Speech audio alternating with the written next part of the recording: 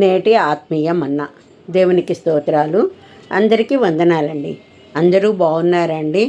మనకి ఎలాంటి సమస్యలు ఎదురైనా కూడా ఆ దేవాది దేవుని వైపు చూచినట్లయితే ఆ సమస్యల నుండి మనల్ని విడిపించటము, ఆ సమస్యలనే అగాధములను దాటించగలిగిన వాడు మన ప్రభువేనండి.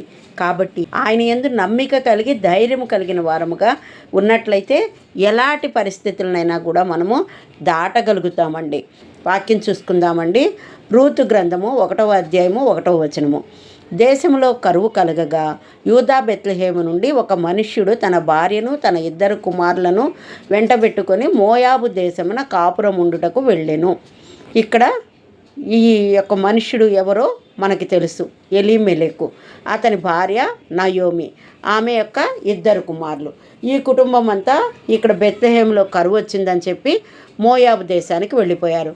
అక్కడ చాలా బాగుంది, అక్కడ మనం బ్రతకడానికి బాగుంటుంది అనుకుని ఆశతో అక్కడికి వెళ్ళిపోయారు. కానీ అక్కడ ఏమైంది పరిస్థితి? మోయాబు దేశంలో నయోమి తన భర్తను పోగొట్టుకుంది. ఎలీమెలెకు అక్కడ మరణించాడు. తర్వాత తన 2 కుమారులు పెరిగి పెద్దవారైనప్పుడు మోయాబు స్త్రీలతో వివాహం చేసింది. కానీ వారు ఎంతో కాలం జీవించలేదు, సంతానమైనా కలగలేదు. ఆ 2 కుమారులు కూడా మరణించారు. అప్పుడు ఏమైంది? అక్కడ తాను కలిగి ఉన్న సమస్తాన్ని, తన కుటుంబాన్నే కోల్పోయింది. ఒక్క కరువుకు భయపడి దేశం విడిచి పొరుగు దేశానికి వెళ్ళి సమస్త కుటుంబాన్నే కోల్పోయి ఒంటరిదై నిలిచింది. తిరిగి మళ్ళా బెత్లెహేముకు వచ్చింది. ఆ విధంగా అటు ఇటు వెళ్ళి ఎక్కడెక్కడో తిరుగుతూ ఏవేవో చేస్తూ సర్వస్వాన్ని కోల్పోవటం కాదండి.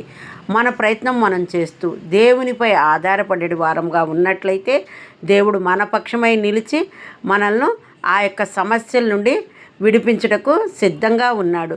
ఆయన నా బిడ్డలు నన్ను ఎప్పుడు అడుగుతారా, నేను ఎప్పుడు వారికి సహాయం చేయాలా అని ఎదురు చూచేటి వారిగా ఉన్నారు. అబ్రహాం కాలంలో కరువు కలగగా ఐగుప్తు వైపు చూచటం బట్టి అనేక సమస్యల ద్వారా వెళ్ళవలసి వచ్చింది.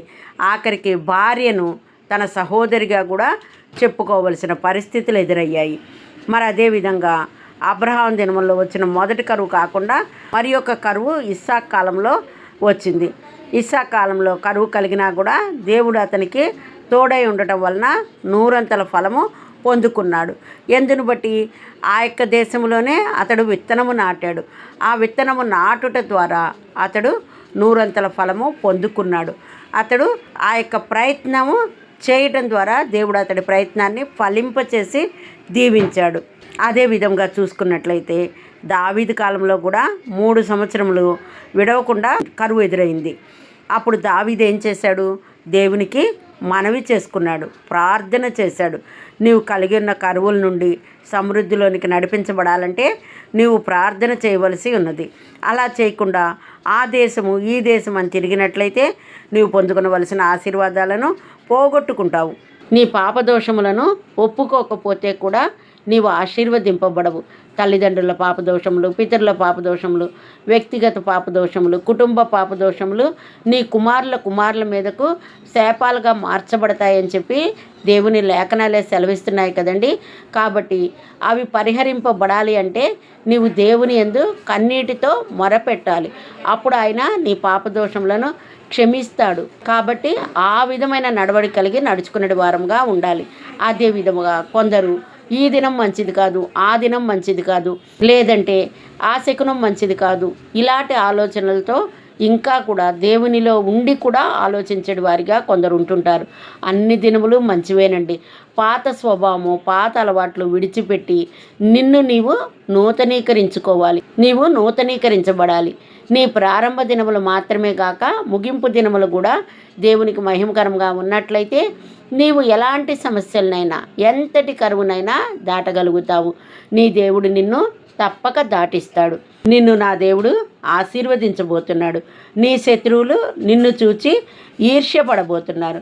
కాబట్టి నీవు నీ కుటుంబము ఎలాంటి కఠిన పరిస్థితుల గుండా వెళ్ళవలసి వచ్చినా అటు ఇటు పరుగులు పెట్టక, మనుషుల వైపు చూడక, పరిస్థితులను బట్టి అధైర్యపడక, నిబ్బరము కలిగి దేవుని వైపు చూస్తూ మొరపెట్టినట్లయితే నీ ప్రతి పరిస్థితిని మార్చడమే కాకుండా నిన్ను బహుగా ఆశీర్వదిస్తాడు. కాబట్టి ఆ విధమైన నడవడి కలిగిన వారముగా అటు ఇటు పరుగులు పెట్టక దేవుని వైపు చూచెడి వారముగా నిలిచి ఉందుముగాక. ఆమెన్. హల్లెలూయా.